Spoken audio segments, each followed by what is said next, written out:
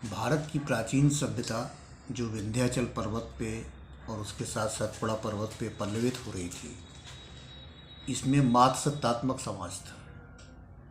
इसलिए देवियाँ इसकी प्रमुख थीं और इसके तंत्रवादी दर्शन जो यहाँ विकसित हुआ उसमें भी स्त्री सत्ता को ही प्रमुख माना जाता है। इस संस्कृति का समन्वय जो दूसरी प्रमुख संस्कृति थी यक्षों की, उसके साथ जो समन्वय हुआ उसका आपस में कोई इस तरह का संग्राम नहीं मिलता है जैसे देवों और असुरों का संग्राम हुआ।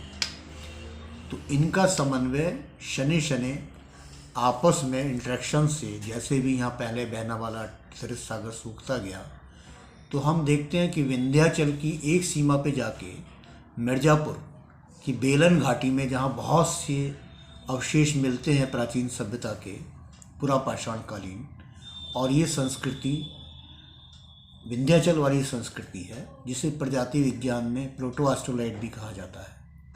और इससे आगे ही हिमालय पर्वत की उस श्रृंखलाओं से उतरने वाले लोग आ सकते हैं। और बनारस में हमें ये समन्वय दिखता है, एक सांस्कृतिक समन्वय, और ये शिव की नगरी कहलाती है।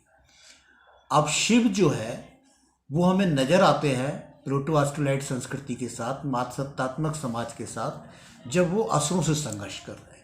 यानी असुरों का जो उत्कर्ष का काल है, उस काल में जहाँ उनका देवासुर संग्राम चल रहा है, वहीं उनकी असुरों की कोई शाखा अरावली पर्वत होते हुए विंध्याचल की ओर आ जाती है और यहाँ उनका देवियों से संघर्ष होता है। इसकी स्मृतियाँ यहाँ के लोगों के बीच में दुर्गा के रूप में मौजूद हैं, जो महिषासुर मर्दनी है। यानी महिषासुर ने जो असुर ने राज्य स्थापित किया, उसको समाप्त करने के लिए दुर्गा उनके यहाँ पूजनीय बनी। उसी तरह से काली भी रुंड मुंड चंड इन सब जो है तमाम असुरों का संहार करते हुए दिखती हैं। और साथ में काली के देखते हैं कि उनका साथ देने के लिए शिव आते हैं, जो काली के रौद्र रूप को शांत करते हुए नज़र आते हैं और काली के साथ नज़र आते हैं। और जो आगे हम कहानी इन क्षेत्रों में जगह जगह कबीलों के बीच में पाते हैं, वो देखते हैं कि सभी देवियों की शादी शिव से हो गई।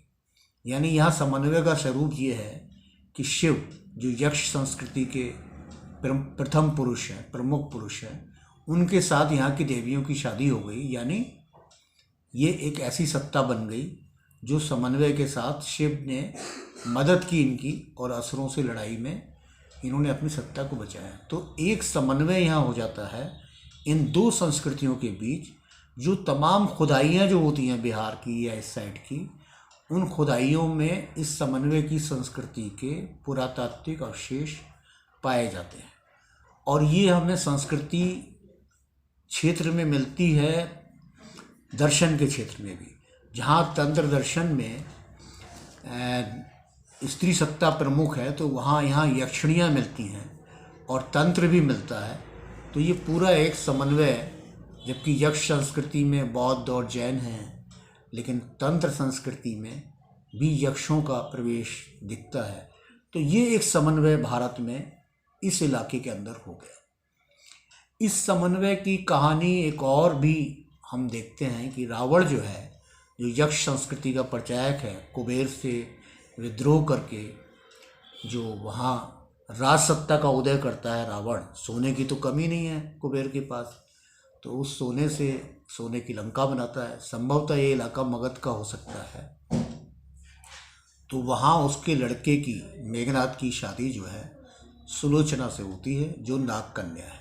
यानी ये प्रतीक साबित करता है कि ये नागों और यक्षों के बीच एक समन्वय भारत की संस्कृति का हो जाता है। और तमाम ये जो हमारा पूर्वी उत्तर प्रदेश से लेके बिहार, बंगाल और ये सारा इलाका है, यहाँ इन संस्कृतियों के समन्वय से भारत की एक संस्कृति बनती है, जिसका वर्णन हम अथर्ववेद में पाते हैं। क्योंकि जो टकराहट देवासुरों से मिलके मनुष्य संस्कृति बनती है, उससे जो युद्ध होता है, उस युद्ध का वर्णन हम पाते हैं रामायण में, जहाँ दशरथ की एक पत्नी भी नाग कन्या है, सुमित्रा, जिनका लड़का है लक्ष्मण। तो विश्वामित्र, एक रोचक प्रसंग है इसमें कि विश्वामित्र जो है वो दशरथ से कहते हैं कि राम और लक्ष्मण ही रावण से युद्ध कर सकते हैं।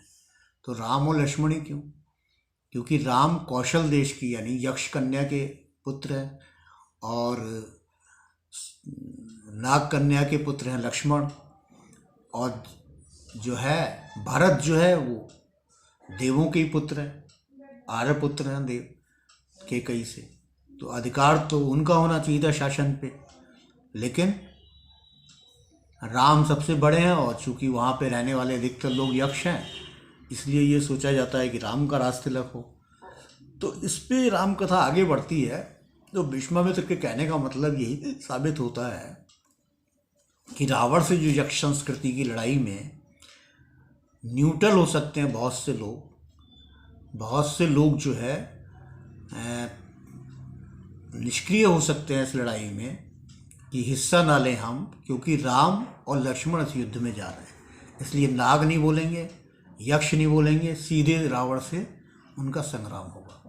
तो इस तरह का एक वर्णन रामायण में ये बात उपस्थित होती है कि ये समन्वय का आगे की कड़ी है, इसलिए इस पे हम फिर बात करेंगे।